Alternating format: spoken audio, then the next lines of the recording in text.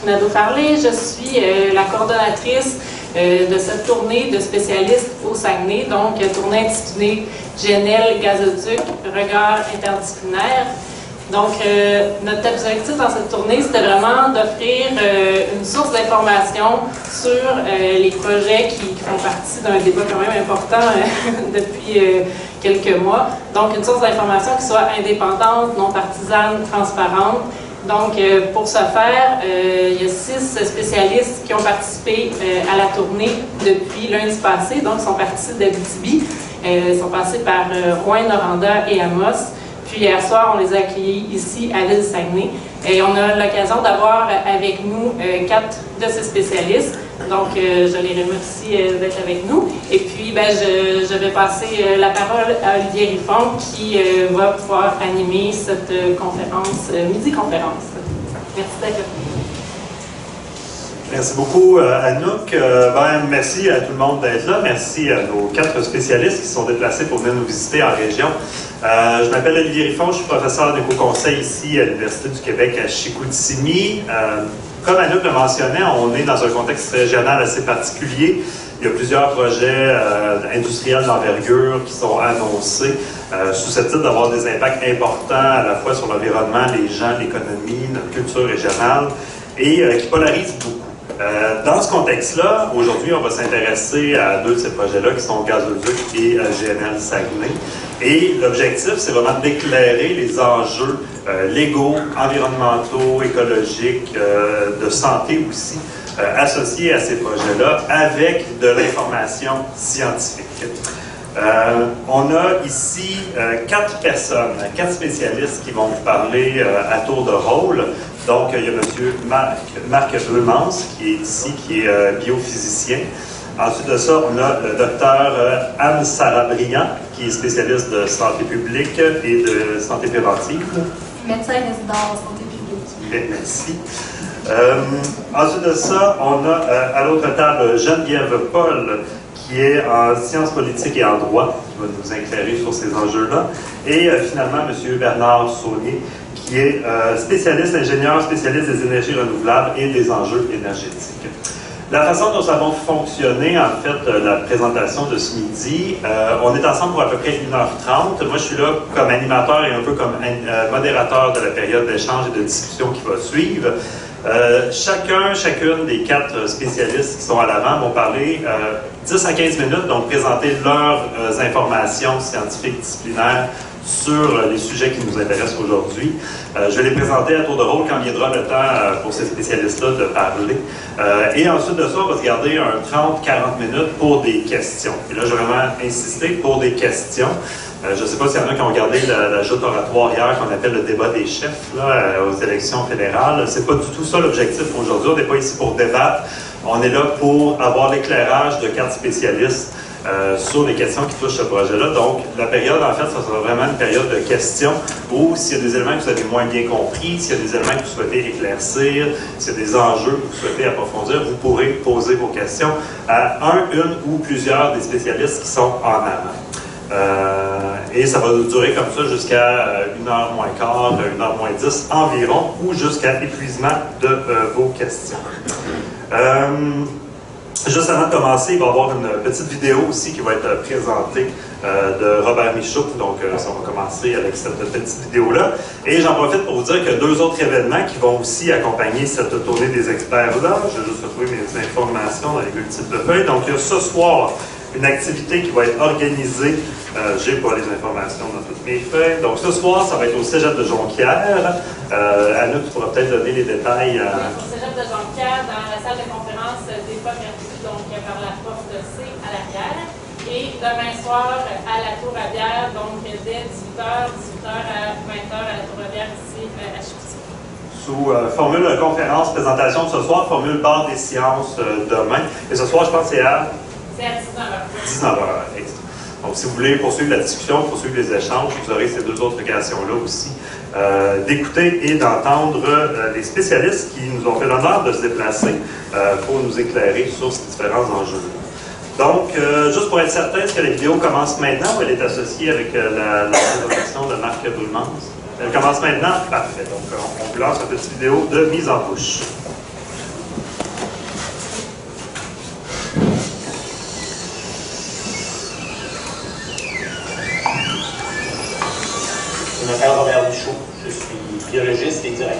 scientifique pour le groupe de recherche et d'éducation sur les mammifères marins. Je suis particulières inquiet pour les belugas. Et je m'inquiète encore plus pour les choix que nous devons faire quotidiennement pour construire l'avenir que nous léguerons aux générations qui nous suivent. Les belugas du Saint-Laurent sont en voie de disparition, leur population est en déclin, et on observe une augmentation importante de la mortalité chez les nouveau-nés. Au cours des dernières années, on a multiplié les actions pour les protéger, on a multiplié les actions pour mieux les comprendre. On s'inquiète particulièrement de l'impact du bruit sur leur santé. En fait, les belugas voient, ils chassent et ils communiquent avec des sons. Ce sont essentiellement des animaux acoustiques. Le passage répété de navires marchands dans leur habitat pourrait se comparer à un brouillard, une forme de brouillard acoustique qui, momentanément, va couper leur vision, va les empêcher de chasser ou de communiquer entre eux. La menace du bruit est à ce point importante que le plan de rétablissement pour les belugas adopté par le gouvernement fédéral consacre un chapitre tout entier. Et le premier plan d'action pour le rétablissement des belugas vise spécifiquement la réduction du bruit. Or, l'implantation d'un port méthanier dans le Saguenay aurait pour conséquence d'augmenter considérablement non seulement le trafic, mais le bruit dans l'habitat des belugas. L'augmentation du bruit et du trafic, en fait, est un enjeu sur l'ensemble de l'habitat des belugas. Mais l'augmentation du bruit dans le Saguenay, spécifiquement, pourrait avoir des effets inattendus. Le Saguenay, comme la rive sud de l'estuaire, sont les seuls refuges acoustiques pour les belugas. Ce sont les seuls secteurs encore tranquilles, relativement peu affectés par le bruit des navires marchands. Ces secteurs, ces refuges pourraient avoir une importance toute particulière pour la santé des belugas. Perdre ces refuges, c'est risquer des impacts irréparables sur cette petite population fragile. Les gouvernements fédéral et provincial investissent des millions de dollars pour tenter de mieux comprendre l'effet du bruit sur les belugas du Saint-Laurent et d'identifier les meilleures façons d'en atténuer les effets. Les résultats de ces travaux ne sont pas encore disponibles, mais ils le seront bientôt. Il est beaucoup trop risqué de nous engager dans le développement d'un port méthanier dans le Saguenay avant que, collectivement, on ait gagné la certitude que ces développements-là n'auront pas un impact irréparable sur les belugas. En fait, la survie des belugas dépend directement des choix et des gestes que nous poserons demain. On nous demande à nous, scientifiques, et aux autres acteurs de la conservation, la plus grande rigueur pour démontrer l'impact de nos activités humaines sur les espaces naturels et les espèces en péril. On est en droit de s'attendre à la même rigueur de la part des entrepreneurs et de nos gouvernements pour qu'ils nous démontrent comment l'extraction de plus d'hydrocarbures, leur transport vers le Saguenay et vers les marchés mondiaux profiteront à tous les Canadiens et tous les Québécois, et que cela ne se fera pas aux dépens des générations qui nous suivent et des autres espèces avec lesquelles on partage la planète.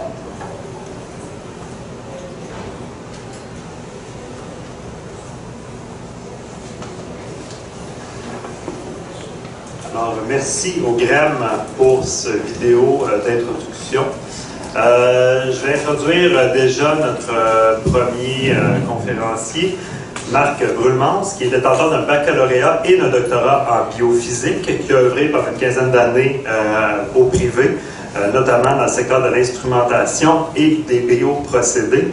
Mais depuis 2011, travaille activement au sein du collectif scientifique sur la question des gaz de schiste. Il a donné beaucoup de conférences sur le sujet en lien avec, sur les liens entre l'exploitation des hydrocarbures, l'énergie, l'économie et le climat.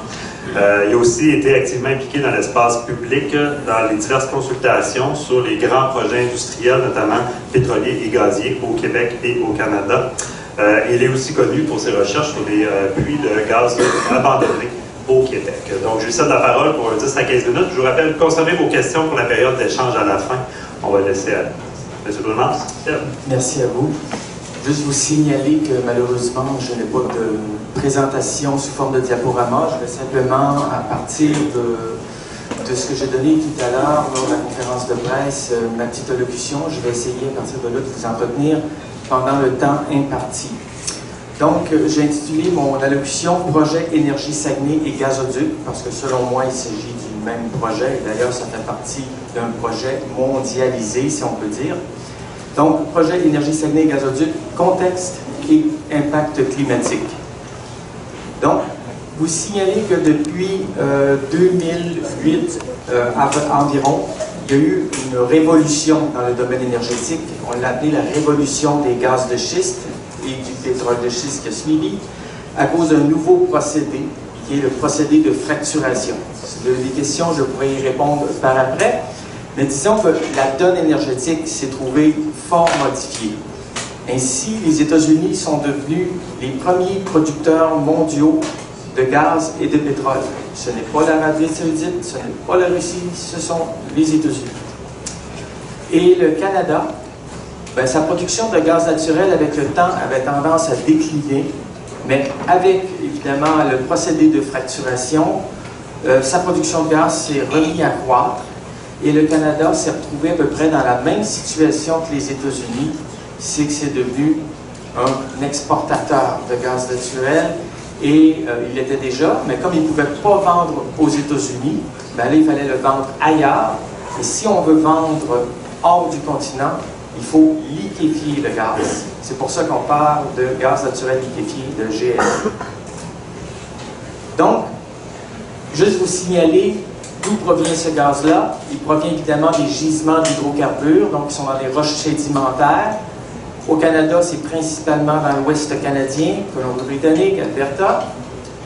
Et en ce qui concerne les États-Unis, il y a plusieurs endroits, dans le Texas, il y a évidemment la Pennsylvanie, l'Ohio, la Virginie, on s'appelle ça le massif appalachien.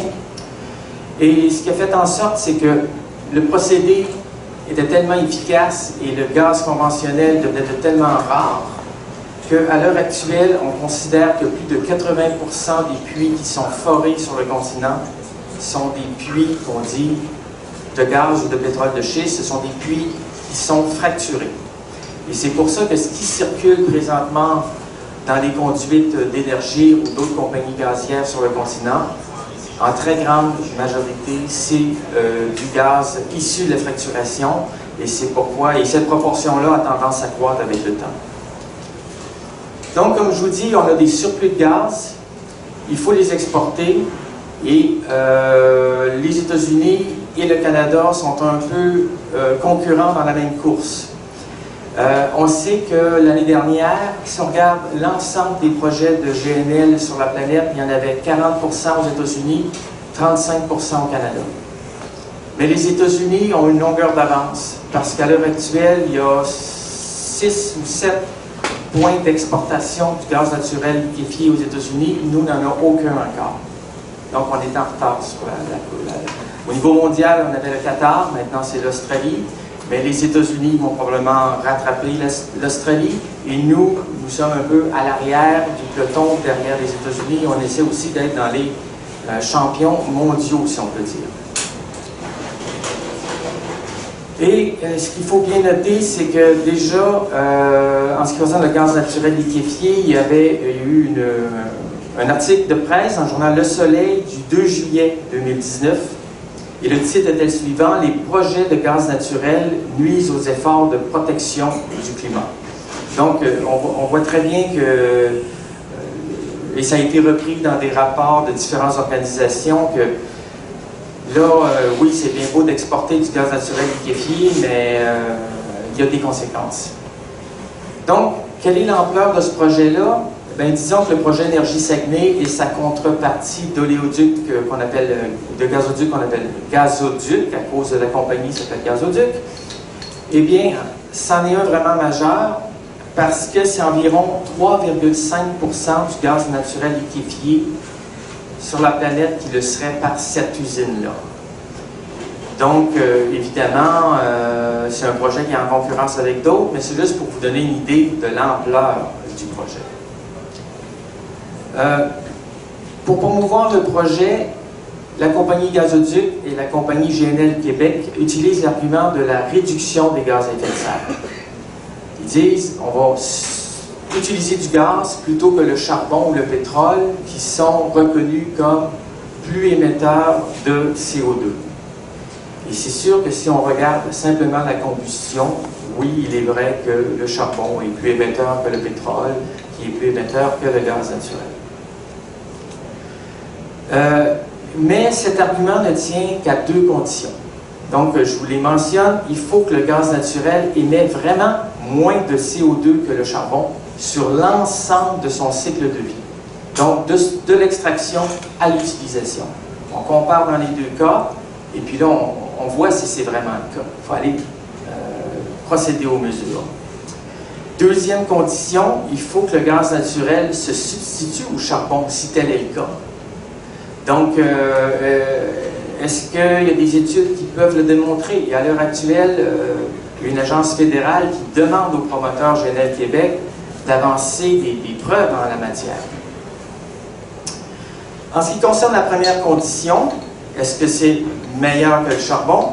Bien, il faut vraiment étudier la question des émissions fugitives. Les émissions fugitives, c'est là où le méthane, si on peut dire, s'échappe du tuyau, mais pas seulement le tuyau, il y a des stations de compression, il y a l'usine après, il y a le méthanier, voyez ça sur l'ensemble. Et déjà en 2013, il y avait un article dans la presse de Charles Côté qui se demandait si le gaz naturel n'était pas aussi polluant que le charbon. Parce qu'il y avait eu des études d'émissions fugitives au-dessus de champs gaziers aux États-Unis par voie aérienne. Et il s'était rendu compte que les taux d'émission étaient de 8-9%. Or, on sait que pour que ça soit vrai, cette première condition, il faut que les émissions fugitives soient inférieures à 2%. Et là, on parlait de 8-9%, donc évidemment, ça a fait grand bruit. Et au cours des années qui ont suivi, de 2013 à aujourd'hui, il y a eu énormément de scientifiques, énormément d'efforts pour essayer de voir c'est quoi le taux d'émission fugitive. Donc, c'est pour ça que vous entendez ça souvent dans le discours, c'est que c'est ça qui est critique pour déterminer si c'est meilleur, égal ou pire que le charbon. Donc, je vais vous présenter juste une étude toute récente qui a paru le 23, qui a été finalement paru le 14 août. Évidemment, elle a été écrite auparavant. Mais le 14 août 2019, dans la revue Geosciences, un professeur de l'Université Cornell a établi, à partir de mesures isotopiques du méthane dans l'espace, dans l'atmosphère, que c'était 3,5% son meilleur estimé. Donc, trop élevé pour considérer que le gaz naturel est meilleur que le charbon. La première condition n'étant pas remplie, moi j'en conclus en tant que scientifique que ça ne vaut pas la peine d'aller plus loin. Mais si par hasard, il y avait encore d'autres études qui démontreraient qu'on est en deçà de 2%, eh bien j'ai déjà en main des études, par exemple ici, là, parce qu'il y a deux problèmes qui risquent de survenir. Donc, est-ce que ça va diminuer le réchauffement climatique ou non? Et j'ai une étude ici de 2014 dans la revue Nature qui démontre que si on a une abondance de gaz naturel, et ça serait le cas avec la fracturation, que dans les 5 scénarios socio-économiques et climatiques, parce que ce sont des modèles de plus en plus poussés à l'heure actuelle, où on a des scénarios économiques qui sont couplés à des émissions de CO2 dues au gaz naturel, par exemple, et par après, on a l'impact climatique. Et dans les 5 scénarios, on se retrouve dans une situation où la température de la planète augmente plus vite que si on n'était pas dans ce scénario-là. Donc, c'est juste pour vous signaler que quand on dit que ça se substitue au charbon, les scénarios des chercheurs que j'ai consultés, là, ça ne cadre pas. Autre chose, c'est que si on utilise beaucoup de gaz naturel, si on en extrait beaucoup, ça rentre directement en concurrence avec les énergies renouvelables. Là, je m'excuse encore, mais ce soir, je vais vous présenter cette figure. Vous voyez cette figure, il y a comme une courbe qui va en montant, c'est la part, l'énergie par le gaz et le pétrole et le charbon. Et on peut voir que ça va en augmentant. Et si on regarde la part de l'éolien et du solaire, ben vous ne le voyez même pas sur le graphique, tellement c'est faible. Donc, ce qu'on prévoit, c'est que plus on va utiliser les énergies fossiles, et dont le gaz naturel, moins on pourra participer à l'essor des énergies renouvelables comme l'éolien et le solaire. Évidemment, si on parle de l'hydroélectricité, On le voit au moins. Là, on le voit. Bon. Donc, je poursuis. Juste maintenant, si on regarde les impacts climatiques, je vais parler un peu d'économie. Eh bien, à l'heure actuelle, on a une hausse constante du taux de CO2 atmosphérique.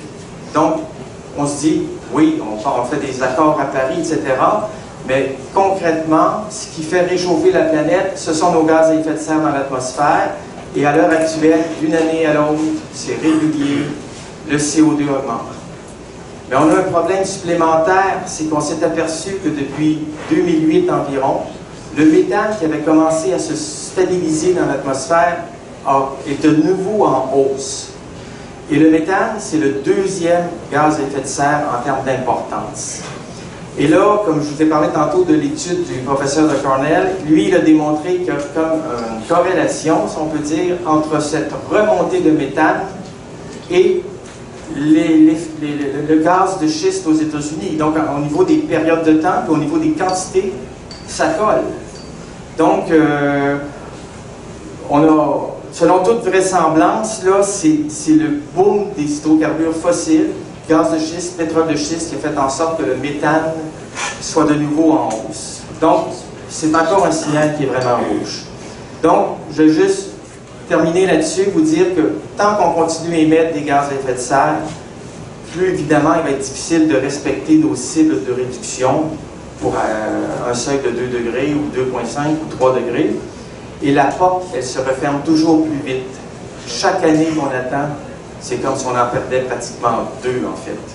Donc, je complète là-dessus juste une dernière phrase. On peut toujours espérer des nouvelles formes d'énergie ou encore des nouvelles techniques de séquestration du carbone, mais la prudence exige que nous demeurions vraiment lucides et rigoureux dans nos évaluations pour ces futurs procédés. Parce qu'à l'heure actuelle, il n'y a pas vraiment d'impact sur le climat. Je vous remercie. Merci.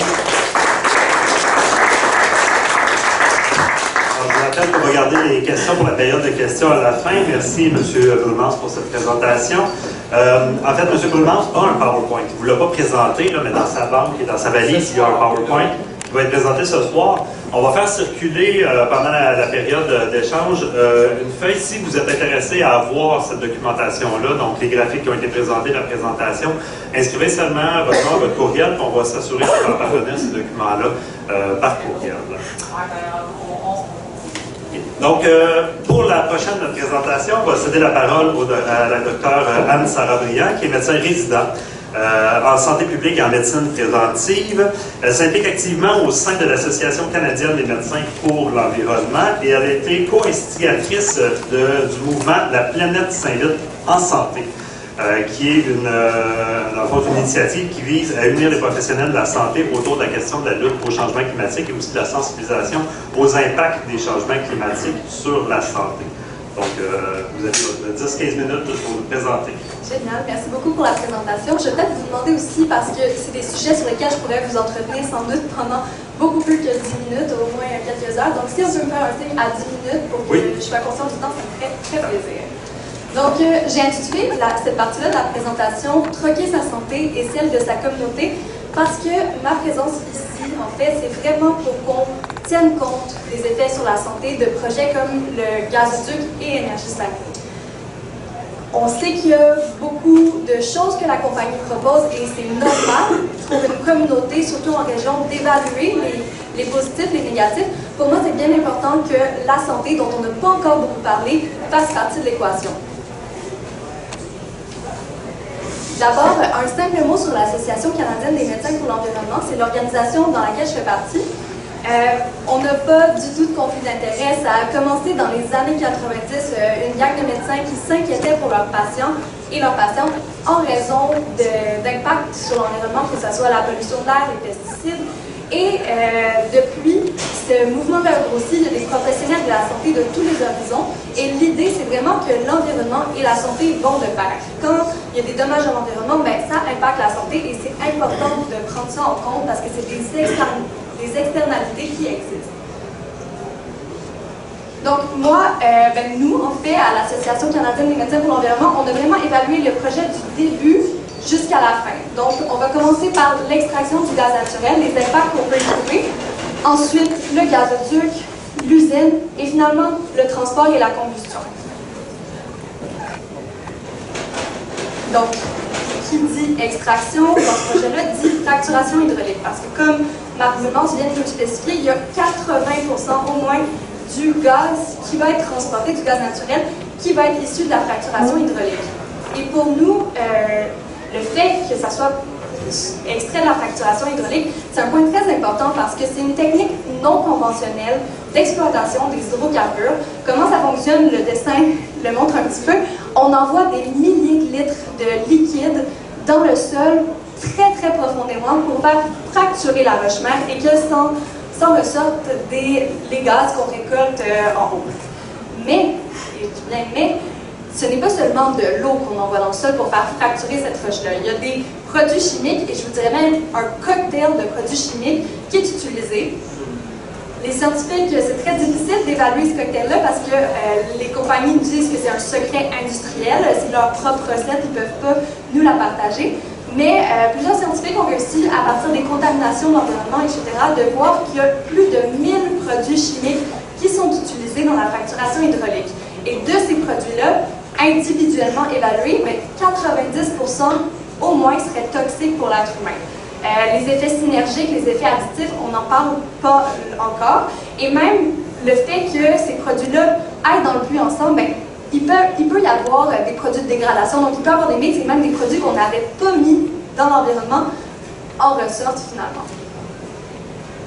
Encore une fois, je vais essayer d'aller plus rapidement, mais ici, c'est pour vous dire, ben, des produits chimiques, il y a des biocides, des surfactants, des humidifiants, des modificateurs de viscosité, bref, une panoplie. Et on a réussi à avoir, je vais passer ça, les contaminants principaux, il y a des composés organiques volatiles, il y a du NO, il y a du méthane, du l'éthane, du propane, bref, il y a une panoplie de contaminants qui se retrouvent autour des puits de fracturation hydraulique dans l'environnement.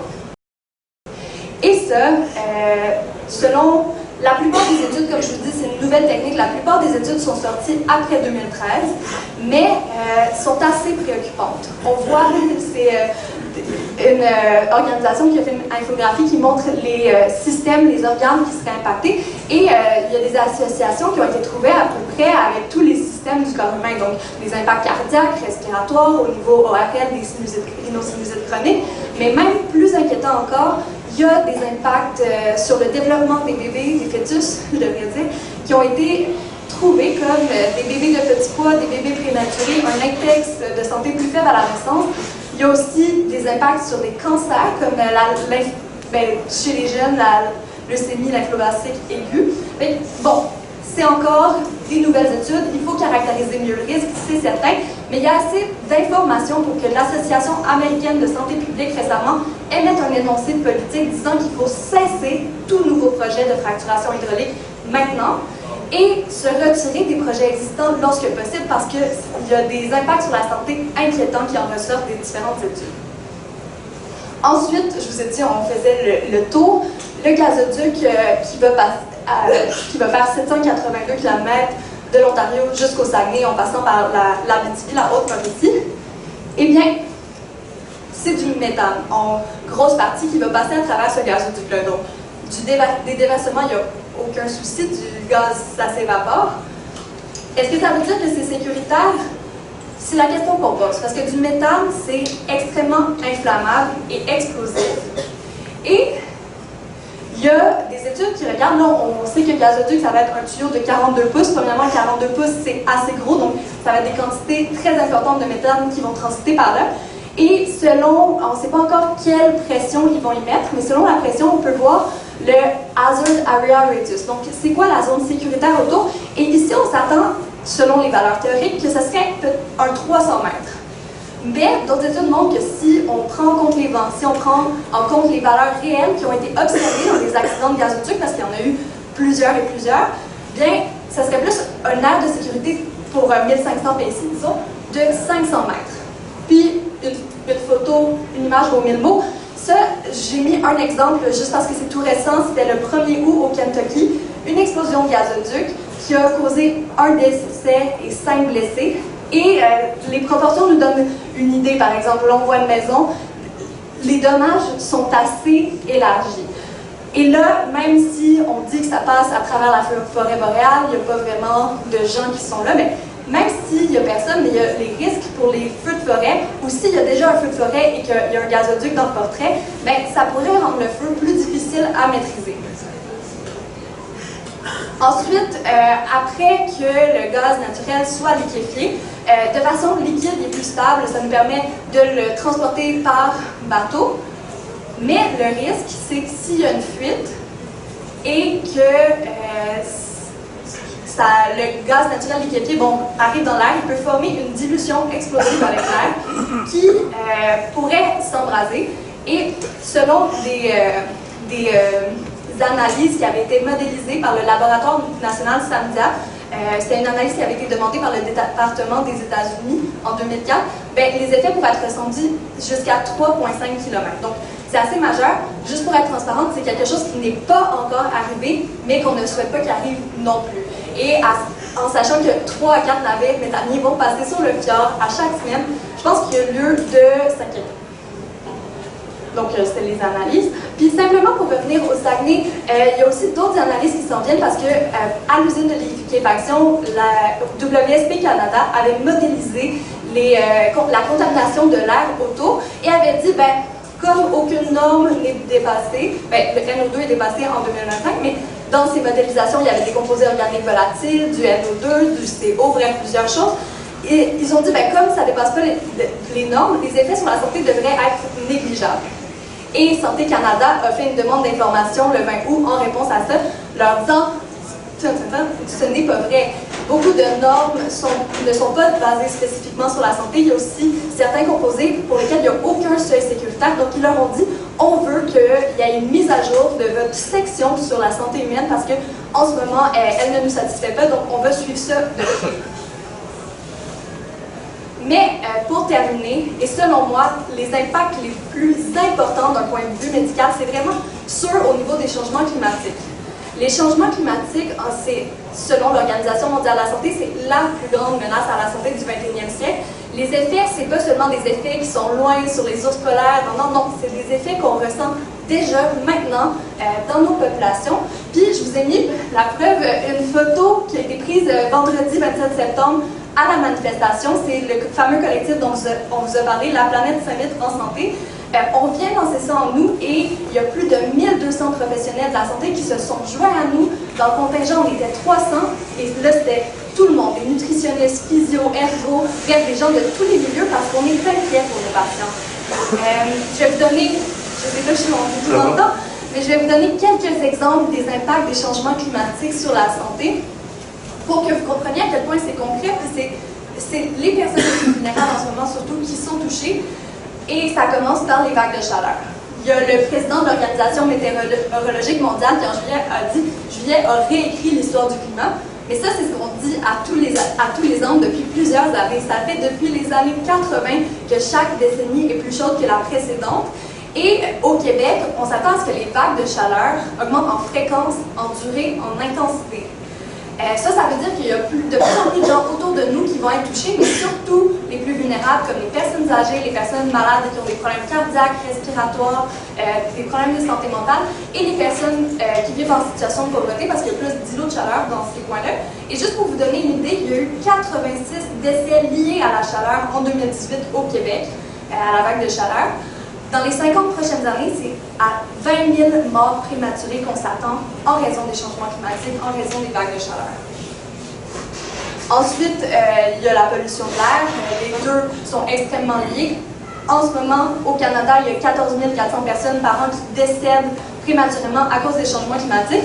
Mais ce qu'il faut savoir, c'est qu'une hausse de température, ça a un effet sur l'ozone troposphérique, qui est le principal constituant du smog. Ça a un effet sur la saison des pollens, qui cause beaucoup de problèmes respiratoires. Puis ça a un effet aussi sur les particules fines. Donc, ça aussi, on s'attend à ce que ça augmente. Même chose pour les événements climatiques extrêmes. On parle de sécheresse, de feux de forêt, d'inondations, de glissements de terrain, bref, il y en a plusieurs. Et on sait, je vais vous dire la bonne chose, que de 2000 à 2013, les événements climatiques extrêmes ont augmenté de 46% dans le monde. Donc, c'est pas rien. Et ici, on sait que la saison des feux a augmenté de 19%, on pourrait parler des inondations, on pourrait parler de plusieurs choses, mais ça touche déjà nos communautés.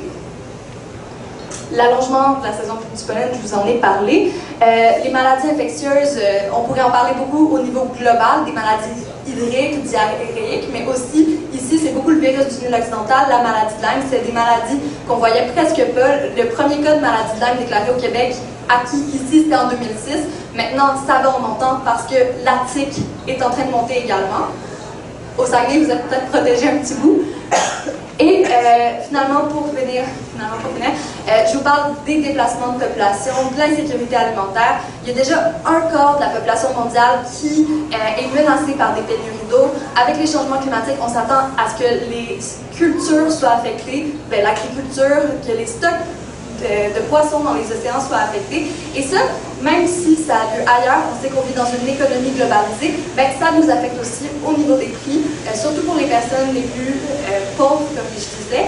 Et le GIEC affirme que les changements climatiques va impacter tous les aspects de la sécurité alimentaire.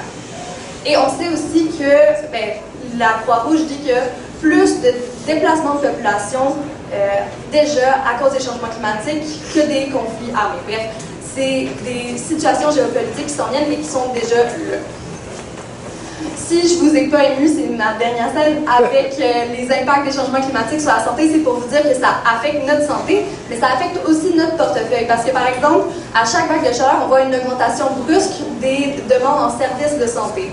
Puis, il y a Ouranos, moi c'est un rapport que je vous conseille si ça vous intéresse, qui a évalué les impacts des changements climatiques et de leur coût pour le Québec et l'État québécois. Ici, on a juste quelques indicateurs, chaleur, maladie de Lyme, pollen, érosion des côtes, bref. Et on voit, ça se calcule en millions. Et si on met tout ça ensemble, ça se calcule en milliards dans les 50 prochaines années. Donc, les changements climatiques ont un coût, c'est une externalité dont on doit prendre compte quand on nous parle d'un nouveau projet émetteur de gaz à effet de serre. Et encore une fois, les coûts, c'est sûr qu'on est capable de calculer parce que ce qu'on a comme projection, ce qu'on espérait, c'est rester en bas du 2 degrés. Mais là, on a des nouvelles projections qui pourraient nous amener jusqu'à 7 degrés à 2100 et chaque fraction de degré compte au niveau de la santé. Il y a plus de morts à cause de l'ozone à 2 degrés qu'à 1,5. Bref, ces modélisations-là, c'est ce qu'on sait pour l'instant, mais il y a aussi des impacts qu'on ne sait pas. Et c'est pour ça qu'il faut avoir une extrême prudence au niveau de nos émissions de gaz à effet de serre. Donc, pour conclure, quand vous allez évaluer ce projet-là, je m'adresse à vous, citoyens, citoyennes du Saguenay, je pense que c'est important de prendre en compte que c'est un projet qui va avoir des impacts directs sur la santé de communautés dans l'Ouest canadien, surtout que c'est beaucoup des communautés autochtones à cause de la fracturation hydraulique. Pourrait avoir des impacts potentiels, ou du moins des risques pour la santé des communautés qui sont traversées par le gazoduc ou proches du transport sur le fjord. Et finalement, vont avoir des impacts importants sur la santé de tout le monde au Québec, au Canada et dans le monde en raison des changements climatiques. Pour nous, justement, j'ai mis notre citation, mais on ne pense pas que ça peut être considéré comme des simples dommages collatéraux. Il faut absolument que ça pèse dans la balance. Bravo.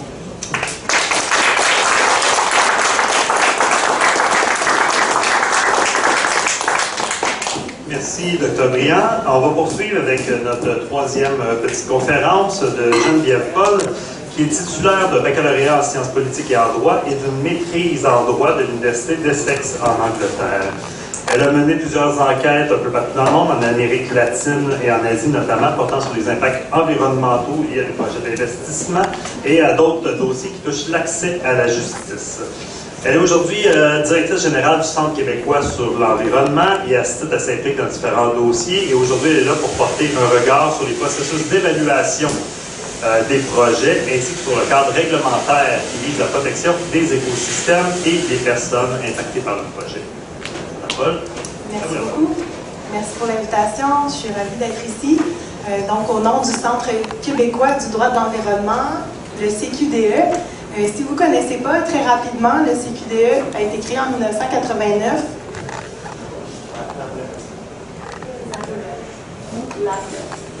Alors, ça a été créé par un petit groupe de juristes. Et on est le seul organisme là, à but non lucratif au Québec à offrir une expertise juridique indépendante On dit souvent de nous qu'on est les gardiens du droit de l'environnement, les avocats des belugas, mais aussi les avocats des citoyens et des citoyennes qui sont nombreux là, à venir, plus de 200 par année, à venir nous solliciter sur différentes problématiques qui les touchent et qui suscitent des inquiétudes. Donc, la mission, c'est vraiment de mettre au service des citoyens et de la protection de l'environnement de l'expertise juridique. On est une petite équipe, mais on a la chance de compter sur des avocats en fait, qui ont créé la jurisprudence au Québec en droit de l'environnement, des avocats engagés, mobilisés, qui travaillent pro bono, donc bénévolement, à nos côtés, là, à tous les jours, ce qui fait qu'on peut avoir un impact depuis, on fait nos 30 ans cette année.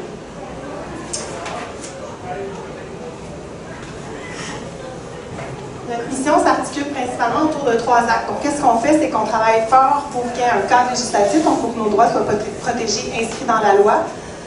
C'est très pertinent notre projet d'aujourd'hui parce qu'on a travaillé fort justement pour s'assurer qu'on puisse considérer de manière adéquate les impacts, notamment sur les changements climatiques dans les processus d'évaluation environnementale. Donc, quand on évalue un projet, que ce soit au fédéral ou au niveau provincial, le CQDE a travaillé super fort pour qu'on puisse avoir un cadre législatif qui n'est pas parfait encore, mais au moins il y a certaines recommandations qu'on a faites qui ont été prises en considération.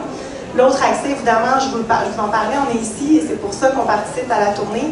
Notre mission, c'est vraiment d'informer les gens sur leurs droits. Donc, on a un volet droit et éducation qui est très important et je vous parlerai un peu plus tard des ressources qu'on a mises à la disposition des citoyens. Et finalement, quand il faut le faire, on intervient devant les tribunaux. Je reviendrai là-dessus, mais vous avez peut-être entendu parler du CQDE. C'était les avocats du CQDE qui étaient derrière certaines des actions, les principales actions juridiques, interventions juridiques dans le contexte du port à Kakina pour la protection des belugas, ou par exemple la rainette faugrillon, qui est la plus petite grenouille du Québec, mais qui fait jaser beaucoup les promoteurs et qui est une autre espèce en voie de disparition.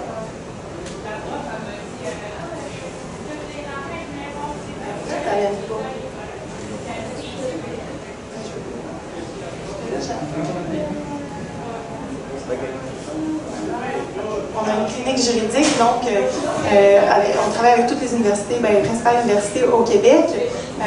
Et ce sont, entre autres, avec l'aide des étudiants de la clinique qu'on a pu, dans le dossier Énergie Saguenay, analyser les milliers de pages d'évaluation d'impact environnemental pour pouvoir identifier les questions qui n'avaient pas été répondues, notamment. Comme ils travaillent souvent dans l'ombre, je trouve important quand même de mentionner qu'on travaille de près avec des étudiants en droit.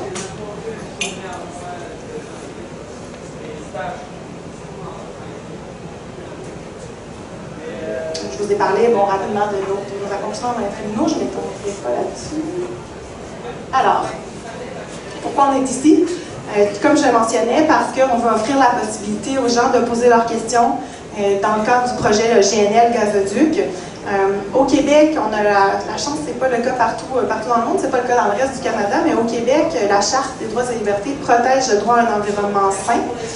Donc ça veut dire qu'il faut le rendre vivant, ce droit à un environnement sain-là, et donc pour faire ça, c'est conjointement lié de près à notre droit d'avoir accès à de l'information de qualité pour qu'on puisse faire des choix éclairés.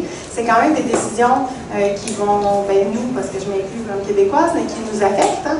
Donc on a le droit de s'informer et de participer activement pour avoir notre mot à dire finalement dans le cadre de projets, de méga-projets dans ce cas-ci, qui vont avoir définitivement un impact là, sur notre quotidien.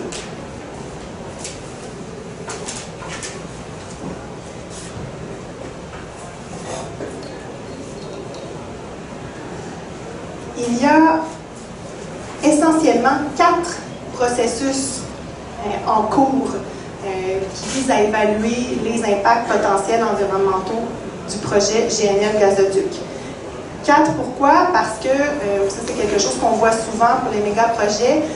C'est une façon de saucissonner qu'on appelle les projets, ce qui fait en sorte qu'aujourd'hui, plutôt que de se retrouver avec une étude d'évaluation environnementale conjointe qui aurait été possible, on se retrouve avec 4 processus différents. C'est pas évident pour un citoyen, une citoyenne de s'y retrouver là-dedans. On est là pour répondre aussi puis aider à répondre à ces questions-là pour que vous puissiez participer activement à poser vos questions. En ce moment, il y a 2, donc il y a pour le gazoduc, un processus au niveau provincial et fédéral, et pour le terminal et l'usine de liquéfaction, un processus au niveau provincial et fédéral. Je vous ai mis un graphique, ça c'est en fait tiré directement du site Énergie Saguenay, de l'entreprise, c'est disponible en ligne, et ça démontre là où on en est rendu au niveau de certaines étapes, et en gros, il y a encore au moins dans 3 de ces 4 processus-là, la possibilité pour les citoyens de participer activement dans les processus.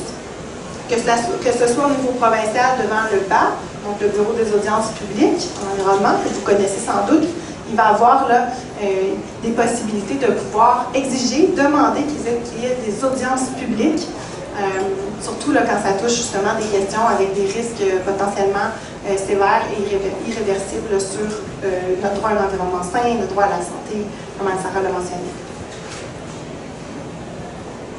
Vous pouvez faire la même chose pour le gazoduc, ça c'est aussi le Gazoduc Inc., où on voit un peu là où on en est rendu. Bon, avec un petit bémol, parce que la loi a changé, je vous parlais tout à l'heure qu'on a travaillé fort, il y avait eu un démantèlement en 2012 des lois au niveau fédéral pour l'évaluation d'impact environnemental. La nouvelle loi vient d'entrer en vigueur à la fin du mois d'août, donc ça ne sera plus les mêmes organes. C'est remplacé, entre autres, par ce qu'on appelle la Régie canadienne de l'énergie. Mais là aussi, il y a un processus où notamment les propriétaires qui seraient affectés par le tracé du gazoduc pourraient participer. Et donc, des avocats alliés du CQDE avaient représenté, notamment dans le dossier Énergie Est, des dizaines et des dizaines de propriétaires pour qu'ils puissent soulever leurs préoccupations directement dans le contexte de ce programme-là.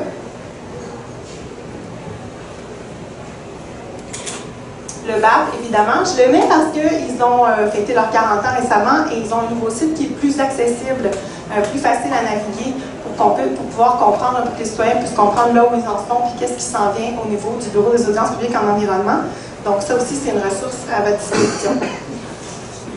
Il y a un registre aussi au niveau du Québec, donc le gouvernement du Québec a un registre. Quand on parle de méga-projets, ça prend des autorisations. Là, il y a un registre où certaines informations sont disponibles. Le CQDE, on attend des réponses, notamment par rapport à ce qu'on peut voir sur ce registre-là. Et donc ça fait partie de notre mission aussi de poser des questions. On a contacté directement le ministre et s'il le faut, on va faire une demande d'accès à l'information. Et on espère vraiment, étant donné que le gouvernement qui est en place avait beaucoup misé, axé sa stratégie de gouvernance sur la transparence et l'accès à l'information. Donc, on espère pouvoir avoir accès à les informations pour bien comprendre quelles sont les échanges en ce moment entre le ministère de l'Environnement et dans le cas de là, je parle du gazoduc, dans ce cas-ci. Parce que, ça semble logique, mais je pense que c'est important de le répéter, pour qu'on puisse exercer nos droits, il faut déjà avoir accès à de l'information de qualité et toute l'information. Donc, dans ce contexte-là, au Centre québécois du droit de l'environnement, on est très inquiet des prises de position récentes du premier ministre et des ministres, et notamment du ministre du développement durable, de l'environnement et de la lutte au changement climatique, qui dénote une prise de position face au projet, alors même que les processus d'évaluation environnementale sont en cours. Donc, selon nous, c'est très inquiétant parce que ça vient miner la crédibilité de ces processus-là, qui sont fondamentaux là, pour pouvoir exercer pleinement nos droits. Et à cela vient s'ajouter en parallèle des annonces qu'on a entendues récemment de la part des promoteurs, des annonces d'investissement. Là, on parle de plusieurs millions de dollars au niveau du développement économique et social qui souhaitent offrir aux régions, notamment en Abitibi et ici au Saguenay. Quand on est très sensible évidemment aux réalités des régions, aux besoins criants aussi pour les communautés, donc je pense que c'est facile de comprendre comment est-ce que ce genre d'annonce-là peut venir affecter notre capacité d'exercer un choix éclairé finalement sur des décisions qui vont avoir des impacts majeurs sur notre vie. Et ça vient renforcer l'importance d'avoir une information de qualité et indépendante.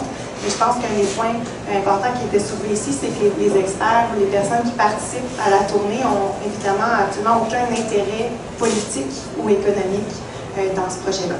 Notre mission, du point de vue du CQDE, c'est vraiment défense de l'intérêt général, donc de tous les citoyens et citoyennes dans une perspective citoyenne environnementale. ne sais pas s'il y a des propriétaires qui sont dans la salle, mais je tenais quand même à mentionner que le CQDE, on a également fait une ressource qui vise principalement les propriétaires pour les informer de leurs droits. Donc, il y a certaines craintes aussi qui sont tout à fait légitimes là, par rapport au risque d'expropriation, etc. Comment ça fonctionne, est-ce qu'on peut refuser, quels sont nos droits dans ce contexte-là. Donc, on a également, ça fait partie de notre travail de rendre ces informations-là disponibles.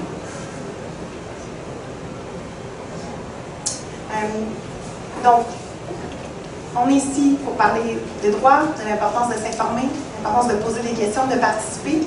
Et avec des droits viennent donc des obligations. Et là, c'est le deuxième message qu'on porte dans le cadre de cette tournée-là, c'est de rappeler que le gouvernement a l'obligation de protéger les citoyens et citoyennes.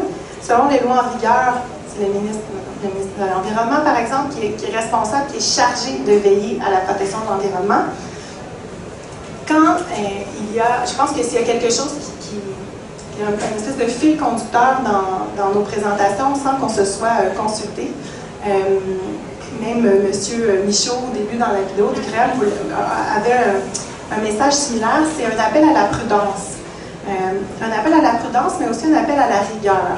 Et là, moi, l'appel à la prudence que je veux lancer ce matin, c'est principalement aux élus, parce que, comme je viens de le dire, ce sont eux qui ont l'obligation première de s'assurer que nos droits soient respectés, que l'environnement soit protégé pour les générations actuelles, mais futures aussi. Ça fait partie du mandat du ministère de l'Environnement. En droit, on a quelque chose que vous connaissez sans doute qui s'appelle le principe de précaution. Qui a été évoqué à différentes reprises dans différentes décisions jurisprudentielles, mais essentiellement, ce que ça dit, c'est que quand il y a des risques de dommages réels, sévères, des risques de dommages sévères ou irréversibles, il ne faut pas attendre que le dommage ait eu lieu pour agir. Il faut prévenir. C'est le fondement du principe de précaution. Donc, c'est en ayant ça en tête que les gouvernements doivent s'assurer que leurs décisions, quand ils décident d'autoriser des projets, soient raisonnables.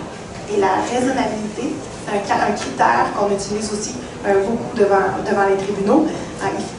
C'est aussi quelque chose qu'on a utilisé, par exemple, à Kakuna, dans le port de Kakuna. On disait que la décision d'autoriser n'avait pas été raisonnable et qu'il faut, de plus en plus, on le voit, les juges aussi le reconnaissent et le citent même dans leur jugement, l'importance de s'appuyer sur la science, d'avoir des données rigoureuses et d'écouter les études scientifiques. C'est un élément qui va jouer lorsqu'on détermine par la suite si une décision a été raisonnable ou non. Et donc, à la lumière de ces principes-là et de ces obligations-là de nos gouvernements, comme je disais, là, on est inquiet des prises de position avant la fin des processus d'évaluation environnementale. On ne devrait pas, selon nous, avoir à saisir les tribunaux. M. Michaud parlait du plan de rétablissement du Beluga. On a dû déjà mettre en demeure l'Agence canadienne d'évaluation environnementale par rapport à Énergie Saguenay parce que la manière dont c'était parti, on considérait que les impacts du transport maritime, et M. Michaud en a parlé, notamment l'augmentation du son pour les Belugas, on considérait que l'impact de l'augmentation du transport maritime n'était pas suffisamment ou pleinement considéré dans l'évaluation environnementale qui était faite du projet. Comme je vous le disais, l'obstacle, c'est qu'en cours sous-système de projet, ça rend plus difficile la prise en considération des impacts cumulatifs. Donc, c'est notre rôle de gardien du droit de l'environnement. On a fait ça, ça a fonctionné, et là, l'entreprise, le promoteur doit répondre à une série de questions, y compris sur les alternatives par rapport à la question du charbon, mais aussi sur comment est-ce que le Beluga va être protégé. Mais quand on arrive à avoir besoin d'un plan de rétablissement du Beluga, quelque part, c'est que les personnes en position de pouvoir, les gouvernements qui sont responsables, n'ont pas fait leur travail correctement, parce que là, l'espèce, ça n'existe pratiquement plus. C'est ça quand on arrive à un plan de rétablissement. Donc, je pense que l'appel à la prudence, du CQDE de ce point de vue-là, c'est principalement dirigé évidemment au gouvernement. Donc, devoir de prudence et invitation pour vous à s'informer, à s'outiller, parce que, et ça, j'ai eu la chance de le voir au Québec, au Canada, on l'a vu avec Énergie Saguenay, la fracturation dans le schiste, mais j'ai eu la chance de le voir aussi en Équateur, en Colombie, au Guatemala, tout ce concernant des projets d'investissement, soit canadiens ou américains, que la mobilisation, ça fonctionne. Le droit, uniquement, juste le droit comme ça, c'est un outil. Mais ce qui fonctionne, c'est quand on utilise tous les outils à notre disposition pour faire valoir nos droits. Merci. Merci.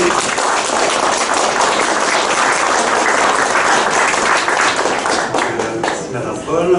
On va finir avec notre dernière petite conférence de Bernard Saunier, qui est ingénieur spécialisé en énergie renouvelable et sur les enjeux énergétiques du Québec. Il a été chercheur à l'Institut de recherche d'Hydro-Québec pendant une trentaine d'années, jusqu'en 2006. Il s'est notamment intéressé à l'intégration de la filière éolienne dans notre réseau électrique au Québec. Il a écrit des ouvrages là-dessus.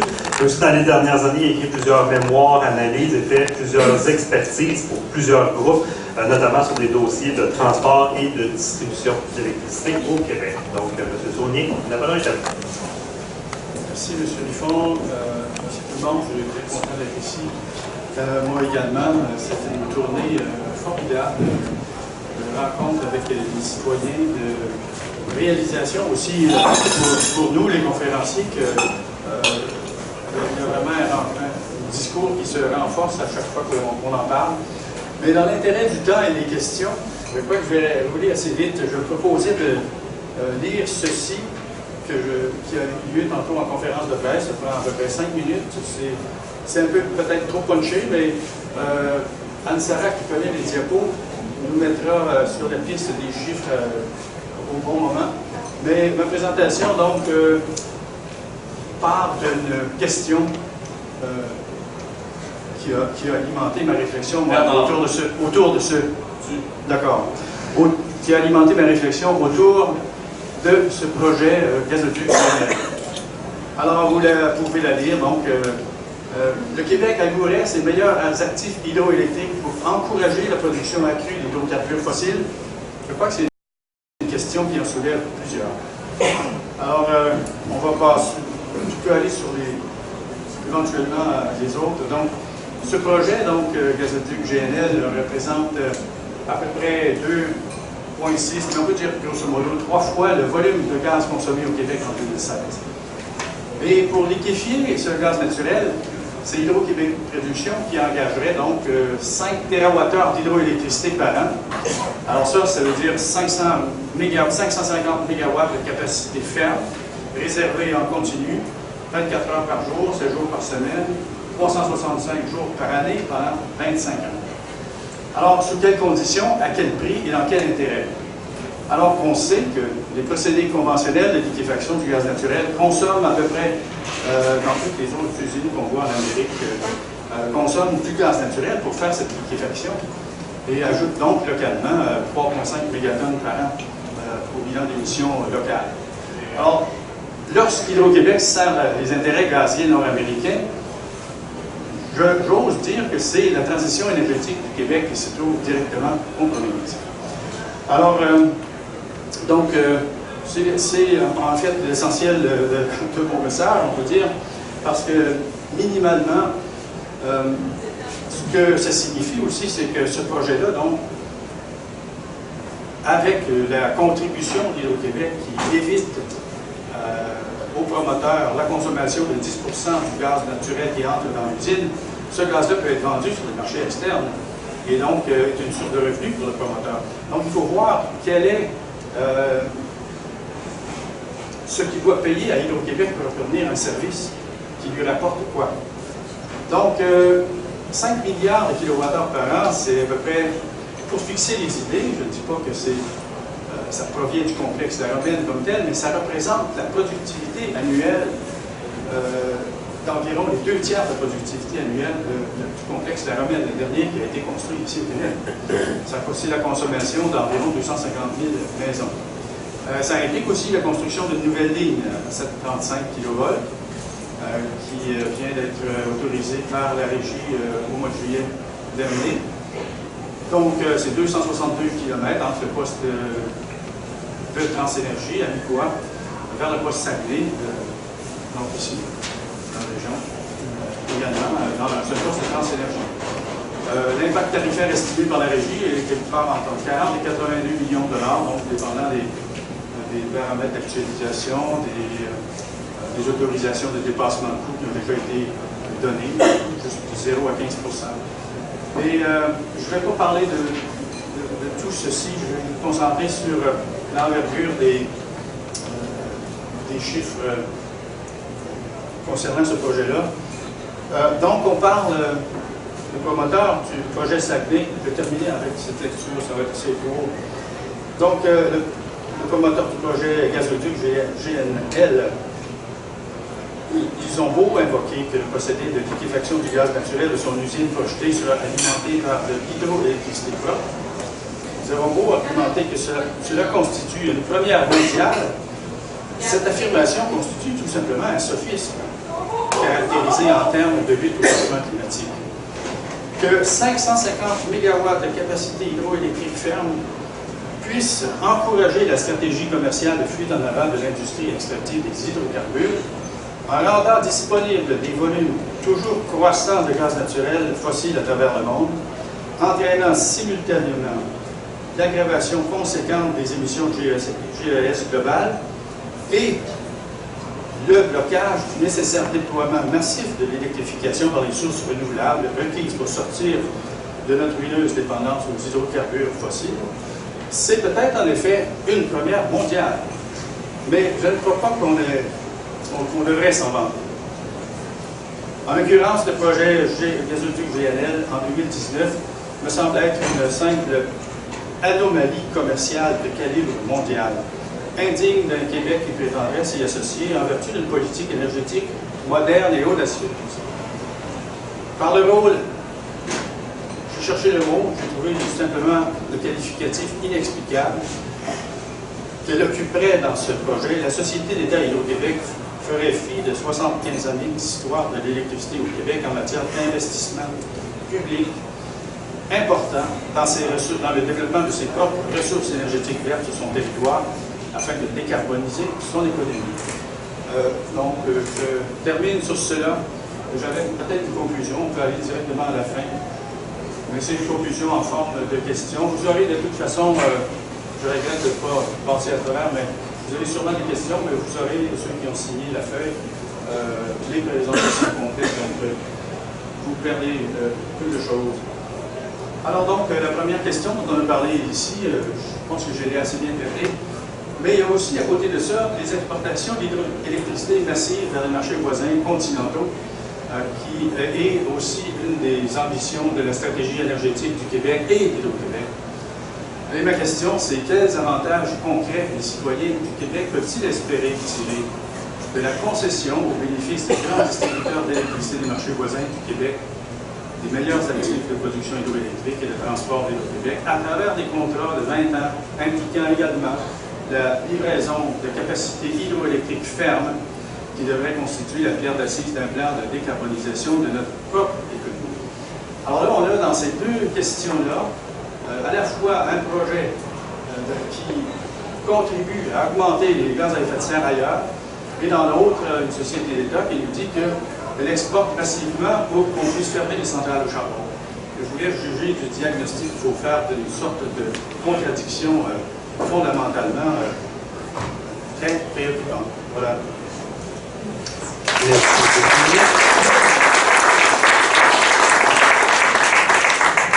Donc, merci à vous quatre. Avant de passer à la période de questions, il y a trois petites choses que je veux rappeler. La première chose, si vous êtes intéressé à avoir accès aux 4 présentations PowerPoint qui ont été présentées, assurez-vous de mettre votre autographe et votre adresse courriel sur la feuille qui a circulé dans la salle qui est rendue derrière ici.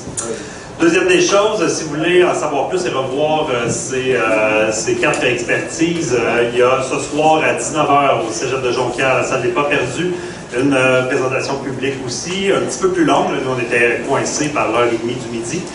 Mais donc, ce soir, il y a une autre présentation qui va avoir lieu avec des informations complémentaires. Et demain soir, de 18h à 20h, à la Tour à Bière, ici à côté, il va y avoir un bar des sciences où là, le dialogue va être favorisé donc, entre le public et ces 4 experts-là. Et la troisième chose que je veux dire, là, ça va être la période de questions. Je veux juste rappeler un peu les règles. Là. Je sais que c'est un débat qui peut être intense, qu'il y a des avis divergents autour de ce projet-là. Je tiens à ce que ce soit des questions qui soient posées à nos intervenants. Donc, on ne veut pas débattre, on ne veut pas une joute oratoire, on veut pas... on veut vraiment profiter des 4 expertises qu'on a aujourd'hui pour éclairer, en fait, des positions, des des enjeux ou des zones d'ombre autour de ces projets-là. Donc, si vous avez des questions à l'adresse de une ou plusieurs, la question peut être plus globale aussi et s'adresser aux divers panélistes, ben, je vous invite à, j'allais dire prendre le micro, mais il n'y a pas de micro, donc à parler fort, à lever la main. Je vais attribuer les tours de parole. Bonjour, Oui. Lynn Bourdage, je suis candidate pour le Parti vert à Jonquière. Je voudrais savoir l'impact du trafic maritime au niveau de la faune marine à long terme avec les autres ballasts qui vont être déversés. Je voudrais savoir c'est quoi l'impact, si quelqu'un peut me répondre. Peut-être répéter la question. Oui, mais ça, je vais m'en occuper. Je vais répéter la question pour être sûr que tout le monde entende bien. Donc, la question j'ai manqué votre nom, mais... Lynn Bourdage, Parti vert. Lynn Bourdage, Parti vert, donc dans Jonquière. Est-ce qu'on connaît les impacts jusqu'à maintenant de la circulation des méthaniers sur la faune, la flore marine? Les autres ballasts aussi. Oui, les autres ballasts, le bruit et Ouais, tout c'est ça. ça. Je sais que l'expert du GREM n'est pas là, mais je ne sais pas si vous avez des éléments de réponse. Malheureusement, non. Il faudrait un biologiste pour compléter notre équipe. Il y a de l'autre côté Geneviève Paul et Bernard Saunier qui veulent répondre. Là, on va vous présenter Geneviève Paul. Très rapidement, en fait, je voulais simplement souligner que dans le contexte de la mise en demeure qu'on a fait devant l'Agence canadienne d'évaluation environnementale, par la suite, une des informations qui est ressortie, c'est qu'en fait, il y a des informations de pêche chez Océan Canada, donc des fonctionnaires fédéraux qui ont fait une étude récemment. Et je n'ai pas le nom de l'étude, mais je pourrais vous la retrouver. C'est notamment le journaliste Alexandre Shields du Devoir qui avait fait un papier sur ça, où justement ils montraient leurs inquiétudes là, par rapport à cette question-là. Plusieurs espèces étaient concernées par l'étude, mais notamment le rorqual bleu et le beluga. Donc, Pêche et Océan Canada et évidemment le GREM, M. Michaud pourrait plus élaborer. En complémentaire, j'ai le nom du document dont tu fais mention, c'est Effet potentiel des projets de construction de terminaux maritimes dans le fjord du Saguenay sur le beluga du Saint-Laurent et son habitat par Pêche et Océan Canada, si ça vous intéresse. Et comme le mentionnait le directeur du GREM aussi, il y a des études présentement en cours qui visent à déterminer l'impact du son, notamment lié aux circulations, mais les études sont en cours et on devrait en savoir plus lors du dépôt des études d'impact des différents projets aussi. Est-ce qu'il y a d'autres questions de la salle? Oui? Oui, bonjour. Dans René Gagnon, également chef de formation politique au salle ici, qui s'appelle l'Alliance Saguenay. Lors du forum planétaire qui avait été organisé en partie par M. Olivier Riffon ici à l'UQAC, on a eu une présentation très intéressante de Dr. François Rive, qui est un cardiologue éminent de l'Institut de cardiologie de Montréal. Donc, ma question s'adresse à vous, Dr. Brugnan, tout ça. Et puis, ce qui est intéressant de cette présentation-là, c'est tout l'aspect des particules fines qui sont émises dans l'atmosphère, où est-ce que Dr. Rive en arrive à la conclusion de dire que selon le taux de particules qui est émis, les particules fines, on est capable de prédire le taux d'infarctus dans les différentes villes, métropoles du monde, de la planète. Et puis, une autre assertion qu'il avait avancée fort intéressante, c'est qu'ici même à Montréal, lors des épisodes de smog, où on sait que le taux de particules fines était très élevé, on avait une augmentation ce jour-là de 40% des taux d'infarctus dans les urgences. Alors, à ce moment-là, moi, c'est ma question va porter un petit peu sur ça, quand on sait que qu'est-ce qu'il y en est exactement de l'émission des particules fines par rapport au charbon, par rapport au gaz naturel. Quand on sait, entre autres, qu'aux Jeux olympiques de Pékin, en 2008, on a dû fermer les usines au charbon pendant au moins 2 semaines pour permettre aux athlètes, entre autres, là, de mieux performer. Donc, c'est une problématique qui est là. Et puis, j'aimerais savoir un petit peu ce que vous avez trouvé au niveau de l'émission des particules fines sur la santé des individus versus le gaz naturel. Quelle est la différence d'émission des particules fines? Moi, je veux juste vous dire, d'un point de vue plus des spécialistes du climat, c'est que quand il y a évidemment du charbon, de différents aérosols, de la suie, etc., qu'on retrouve dans l'atmosphère, et que ça modifie évidemment le forçage radiatif. Les aérosols ont un effet refroidissant. Donc, c'est évident que si on devait fermer les centrales au charbon un coup sec demain matin, selon les derniers résultats, ça serait une hausse de température. Il faudrait s'attendre de l'ordre de 0,6 à 0,7 degrés. Donc, c'est pour ça que Au niveau du climat, les effets sont très complexes à modéliser, mais chose certaine, c'est que déjà le Dr. Wigley, dans les années, déjà en 2008-2009, le mentionnait, cette espèce d'effet qu'on appelle le double warming effect, qu'on ne peut pas non plus, tu sais, au niveau, on peut toujours parler de la santé, mais il faut, en termes climatiques, il y a des effets adverses à fermer des centrales au charbon également, il faut s'en rendre compte. Donc, et au niveau du transport, je sais qu'il y a des études qui viennent de sortir récemment, mais je vais peut-être laisser Bernard en parler sur cette question-là, et je laisse la parole à Thierry.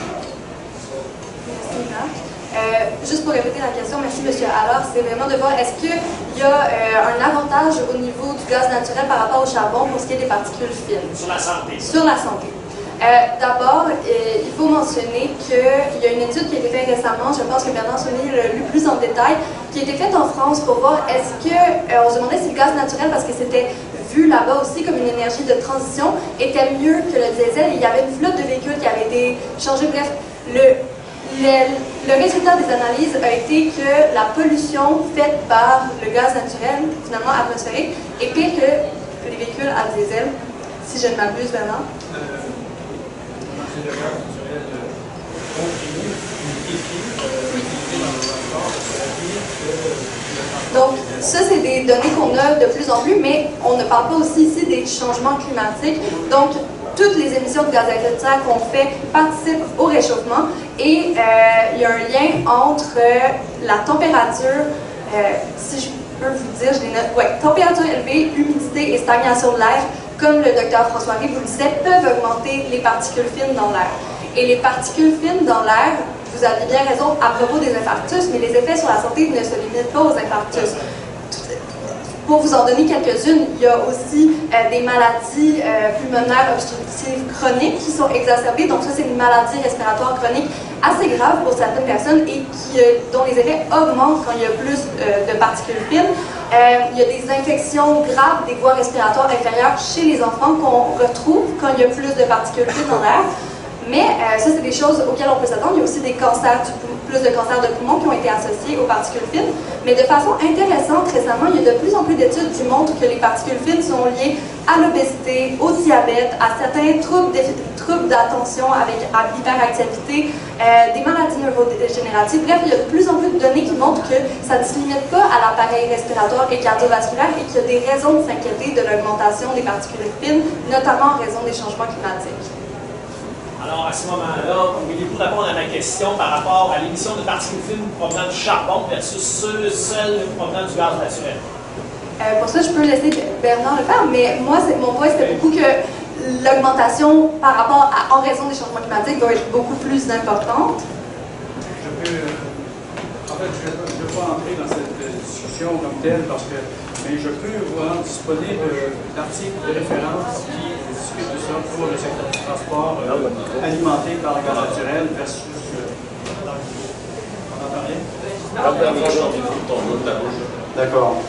Donc, excusez-moi, je dois répéter, donc, je vais vous référer, je peux vous envoyer la correspondance qui va à ce lien. C'est une étude faite en Hollande, donc qui démontre que le transport qui utiliserait le gaz naturel liquéfié ou comprimé pour en remplacement du diesel ne réduit pas du tout. Vous parlez de charbon. Oui, je sais, mais ça, c'est une étude sur le diesel qu'on va demander de commenter. Mais sur le charbon, évidemment, je crois que M. Goldman j'en conclus que pour les quatre spécialistes n'ont pas connaissance de tout, qu'on parle des émissions de particules fines. Puis moi, je dois préciser que ça dépend beaucoup des technologies qui sont utilisées aussi dans les différentes centrales de production électrique ou thermique, en fait, parce que les systèmes de filtration des usines récentes ne sont pas du tout l'équivalent des systèmes de filtration des anciennes usines. Donc, je crois qu'il serait difficile de statuer si on fait abstraction, en fait, du type de technologie qui est utilisée. Est-ce qu'il y a d'autres questions du public? Je l'espère, parce qu'il nous reste encore 15 minutes pour échanger. Oui, au fond? Il va falloir parler plus fort, je crois, ou emprunter un micro. Ma question, c'est pour la dame qui est en droit. Il y a beaucoup de municipalités au début des l'annonce des projets qui se sont montrées favorables, qui ont fait des les résolutions municipales pour appuyer ces projets-là sans qu'il y ait eu étude ou rapport ou quoi que ce soit. Ma question, c'est, vous avez parlé de la raisonnabilité de ces décisions-là. Est-ce que ces personnes-là qui ont pris les décisions d'appuyer, bon, ça change vraiment quelque chose pour le projet en tant que tel, je ne sais pas, mais ça augmente certainement la perception que les gens ont de l'acceptabilité sociale. Est-ce que, selon le principe de la raisonnabilité, est-ce qu'il y a des citoyens qui pourraient revenir contre ces décisions-là en disant que ce n'est pas raisonnable de prendre une position?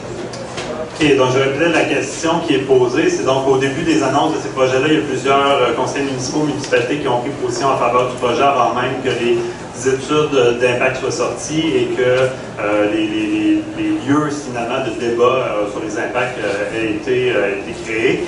Donc, est-ce que ces prises de position-là, préliminaires des municipalités, ont un impact sur l'acceptabilité sociale et est-ce qu'éventuellement les citoyens ont des recours, si je comprends bien, pour demander un peu des explications ou faire retourner ces prises de position-là? Bien? Madame Paul. Merci pour la question. C'est certain qu'on... Je parlais du droit d'accès à l'information, du droit de participer aux décisions qui nous affectent. Ça vaut évidemment aussi pour les citoyens d'une municipalité, comme ici. Et ça va être le message qu'on va porter, que je vais porter notamment demain, parce qu'on aura l'occasion de rencontrer la mairesse de la ville.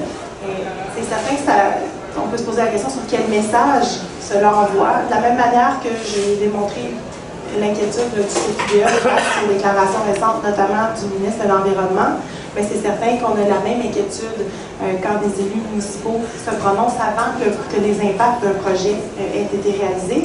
Chaque palier gouvernemental, et c'est notre position au CQDE, le palier municipal, provincial, fédéral, nous, ce qu'on plaide pour, et on le fait devant les tribunaux beaucoup, pour ce qu'on appelle une coexistence harmonieuse, donc des bons colloques, une coexistence harmonieuse des différents paliers gouvernementaux pour s'assurer, toujours avec un objectif, de la meilleure protection environnementale qui soit.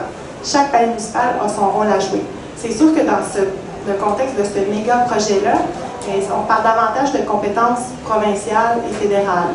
Donc, les recours sont davantage, je dirais, plus des recours politiques et sociaux que juridiques dans ce cas-ci, en ce qui concerne les municipalités. Mais ça a un poids, ça c'est certain. Et effectivement, je pense qu'on ne peut pas nier l'impact que ça peut avoir sur la perception. La perception sociale et selon nous, il en va de la responsabilité des élus aussi, de s'assurer que la population peut avoir accès à de l'information neutre et indépendante pour pouvoir justement faire un choix éclairé. Chacun a droit à son opinion, ça aussi c'est un droit protégé et c'est parfait comme ça. Mais en tant qu'élu, c'est sûr qu'on porte une responsabilité, là, évidemment, de par les fonctions qu'on occupe. OK. Il y a M. Saunier qui veut rebondir. Enfin, ajouter un complément d'information plus de l'ingénieur sur ces questions-là. Une des caractéristiques du modèle de développement extractif, et ça, c'est pas hier, ça date de 100 ans en particulier dans le domaine de l'extraction fossile. La planification est faite de manière à créer une sorte de momentum d'illusion d'une avancée implacable. C'est vraiment le rouleau compresseur qui s'avance. Bon, jusqu'à un certain point, on peut dire que donc, ils produisent, et puis il faut transporter, et il faut atteindre les marchés. Donc, il y a une espèce de ligne unidirectionnelle qui appartient à toute la chaîne d'approvisionnement en carburant fossile et qui crée cette illusion que quand ça arrive dans la région, on ne peut plus s'y opposer. Or, en effet, et la question que vous avez posée pour monsieur aussi tantôt, est-ce qu'on a toute l'information pour juger de la pertinence d'accueillir de tels projets, considérant qu'il y a également des alternatives.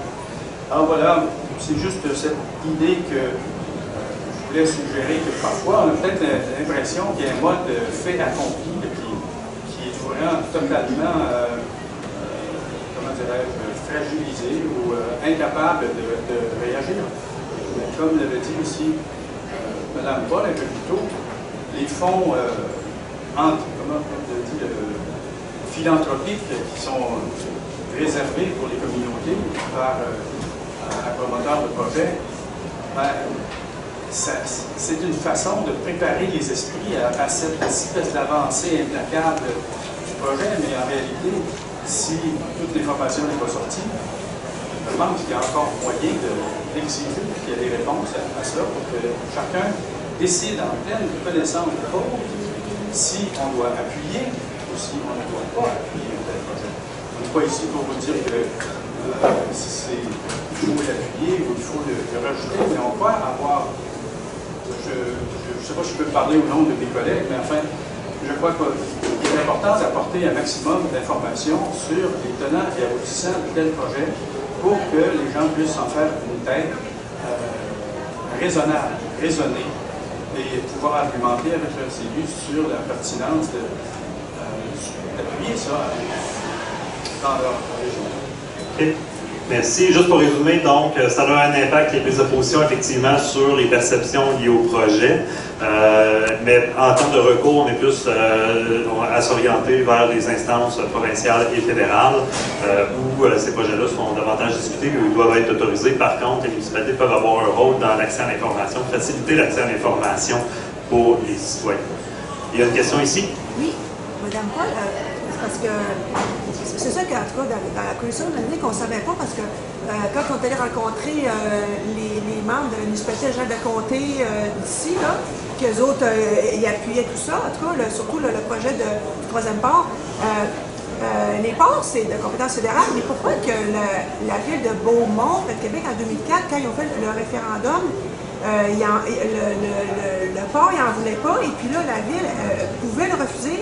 C'est ça, c'est une question qu'on se posait, et qu'en fait, qu'on n'avait pas eu, comme, je ne sais pas, je veux dire qu'on n'avait pas de réponse là-dessus. Pourquoi que, je veux dire, par exemple, disons par exemple que là, c'est la ville de Sainte-Rose-du-Nord, disons que la municipalité disait, par exemple, je ne vais pas dire, mais disons pour le troisième port, je pense que dans Sainte-Rose-du-Nord, disons par exemple, disait non.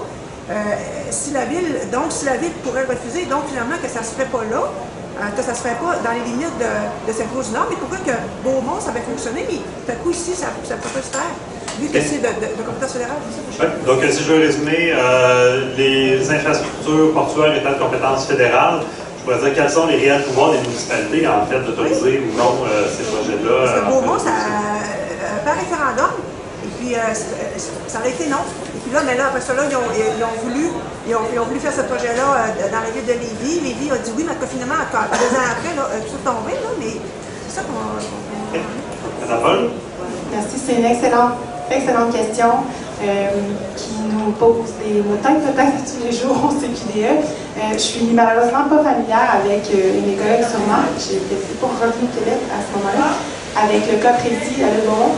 Les référendums, c'est sûr que ça a un rôle à jouer. Je disais que le temps... Comment je commence? Les municipalités ont un rôle à jouer, même si, par exemple, dans le cas d'un port, là, ça serait de compétence fédérale. Ça ne veut pas dire que les municipalités n'ont aucun rôle à jouer. Et nous, par exemple, je vous le disais, c'est ce qu'on plaide devant les tribunaux, c'est que chaque palier a son rôle. Ça va influencer. Juridiquement, par contre, probablement, là, je ne peux pas prendre ça sur ce cas-là, mais probablement que ça contribue à influencer finalement est-ce que les autorisations vont être obtenues ou pas des paliers qui détiennent les compétences. Et dans ce cas-ci, c'est le port fédéral. Ce que le CQD maintient, par exemple, y compris dans le cas du port de Québec, où l'entreprise avait décidé d'agrandir, de construire 7 réservoirs d'hydrocarbures en disant « Moi, je ne veux pas respecter les règles provinciales parce que je suis un port, donc c'est fédéral. » Nous, ce qu'on a toujours dit, c'est que ça ne devrait pas empêcher coexistence harmonieuse, d'appliquer par exemple la loi sur la qualité de l'environnement québécoise, d'avoir un bureau des audiences publiques, le BAP, des audiences publiques dans le cadre du BAP, etc. On a eu malheureusement une décision la semaine dernière qui confirme que dans le cas du port de Québec, la Cour d'appel vient dire que c'est de compétence fédérale et donc qu'on n'avait pas besoin d'avoir les autorisations dans la provinciale, mais elle dit quand même, et chaque endroit c'est toujours ça le problème, c'est au cas par cas. Là, on parle de terre fédérale, donc là, le cas qui nous occupe ici, c'est pas la même chose, donc on ne peut pas extrapoler la jurisprudence, et s'il le faut, on va aller jusqu'en Cour suprême pour maintenir le fait que les lois, notamment la loi sur la qualité de l'environnement, devraient aussi pouvoir s'appliquer parce que ce qu'on vise, c'est la meilleure protection de l'environnement possible. Tout ça pour dire que c'est certain que les municipalités ont des pouvoirs limités dans ce qu'elles peuvent faire.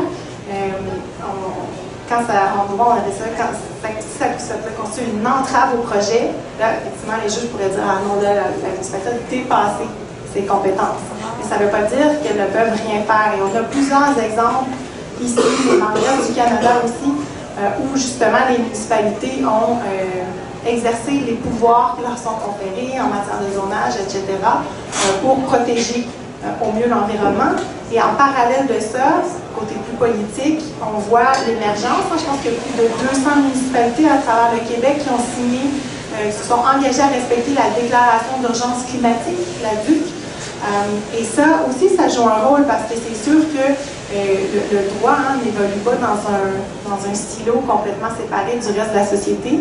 Et les juges aussi sont au courant de qu'est-ce que là où la société en est rendue. C'est comme ça qu'on a réussi à faire des acquis au niveau de nos droits dans l'histoire. Mais c'est important de continuer sur le plan politique aussi parce que 200 municipalités, c'est beaucoup. Et ça montre quoi? Ça montre qu'au niveau municipal, beaucoup de municipalités au Québec reconnaissent l'importance d'agir pour l'urgence climatique et c'est un peu finalement aussi ce que la loi sur le développement durable au Québec venait dire dans ce cas-ci à l'administration publique. Il faut avoir un plan.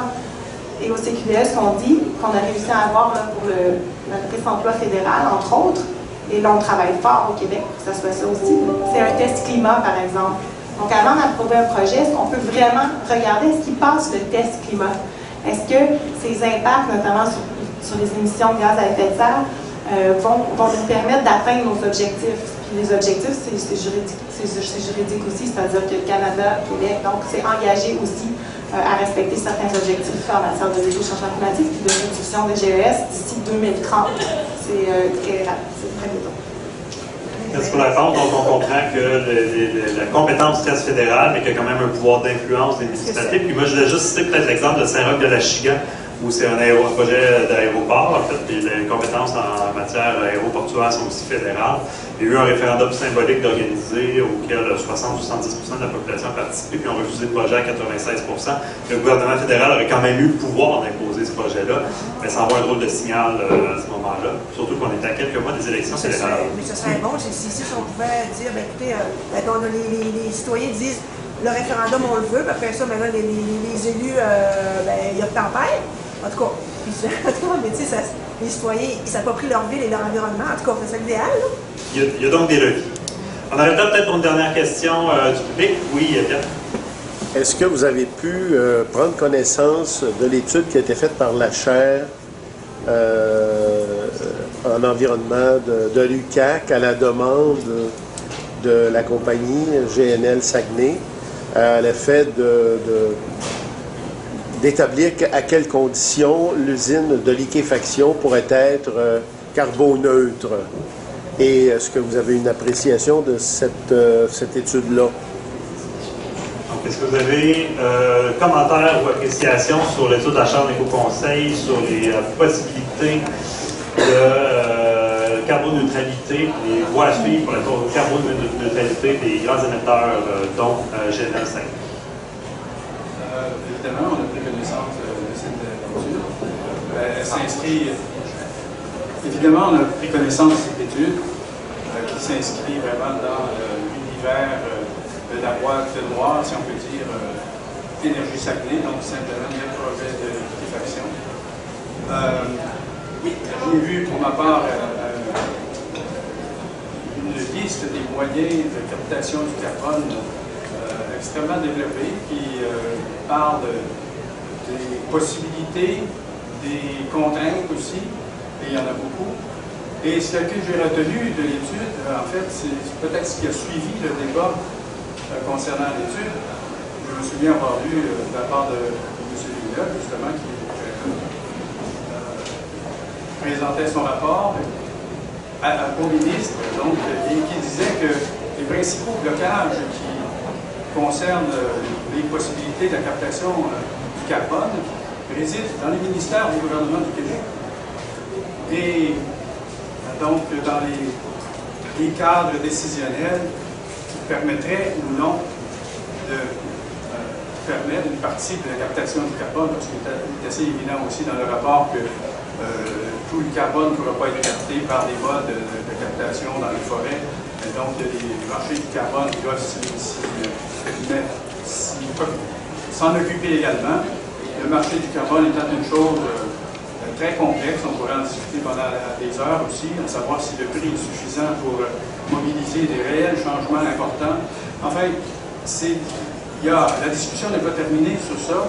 Je crois qu'il y a un rapport qui, au point de vue de la logique des moyens disponibles pour la captation du carbone, contient un tas d'informations. En même temps, c'est un rapport qui a un caractère assez générique, donc dans le sens où on pourrait dire de n'importe quel autre projet de construction immobilière, par exemple, si on lui appliquait le modèle proposé par M. Villeneuve, quels seraient les résultats? En l'occurrence, ici, il s'agit quand même d'une installation énergétique de dimension colossale.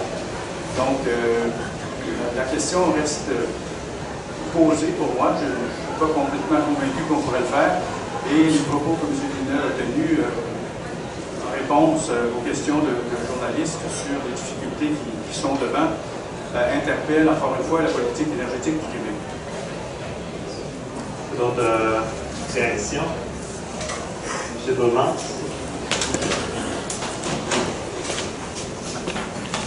Oui, merci. C'est sûr que le rapport est toujours repris par les médias et on en fait plein de choses, comme même les articles scientifiques, parfois ça arrive. À la lecture du rapport, on n'a pas de... Comment je pourrais dire? Donc, on peut toujours... moi, la seule chose que j'ai trouvée dès le départ un petit peu difficile à admettre, c'était que les valeurs qui étaient reprises par la chaire étaient celles du promoteur. Donc, déjà, ils partent d'un certain point de vue et à partir de là, ils font une analyse, mais déjà, peu importe les chiffres du promoteur, ils arrivent à un constat comme quoi il est pratiquement impossible de considérer que l'usine puisse être carboneutre, que ce soit même à moyen et à long terme. Donc, je crois que moi, dès le départ, je sais, pour avoir participé à l'élaboration de différents plans climat, si on peut dire, pour essayer de réduire les gaz à effet de serre au Québec, qu'il est extrêmement difficile de procéder à une réduction jusqu'à la carboneutralité. On pourrait même critiquer le concept de carboneutralité. Mais moi, ce que je vois, c'est que quand on a des projets de cette envergure-là, alors qu'on a déjà des émissions de l'ordre de 80 millions de tonnes au Québec, on ne parle même pas des émissions qu'on importe d'ailleurs, moi, je crois qu'il vaut mieux peut-être éviter de se mêler à des projets d'énergie fossile. C'est pour ça que moi, j'ai tendance à considérer que, écoutez, c'est un projet qui n'a pas vraiment de sens selon moi, là, donc je me dis, ben écoutez, ça ne sert à rien de vouloir le carboneutraliser, si on peut dire. Moi, je suis plutôt catégorique à ce niveau-là. Mais j'enlève rien au travail de M. Villeneuve ou de la chaire à ce niveau-là. Okay. Donc, si je peux résumer, le rapport est considéré comme étant techniquement et scientifiquement assez rigoureux, sinon peut-être sur les prémices de quantité de gaz à effet de serre, qui soulève en fait des pistes intéressantes pour la captation de carbone, pour la réduction, la captation des émissions, mais qui soulève en même temps des contraintes particulièrement politiques, législatives, administratives et même techniques dans certains cas qui s'imposeraient si un tel projet d'une telle envergure devait avoir. On va terminer, il est déjà midi 52, on a débordé un petit peu. Je tenais à remercier une dernière fois nos 4 panélistes, M. Saunier, Mme Paul, Mme Briand et M. Grumans pour leur participation. Merci à l'équipe aussi qui a organisé ça aujourd'hui. Merci à vous, participants, pour votre écoute, pour vos questions et pour votre participation. Je vous invite encore une dernière fois ce soir à 17h au Cégep de Jonquière, demain à 18h à la Tour à bière, si vous voulez poursuivre le dialogue avec ces 4 experts. Merci beaucoup, je vous souhaite une belle fin de journée.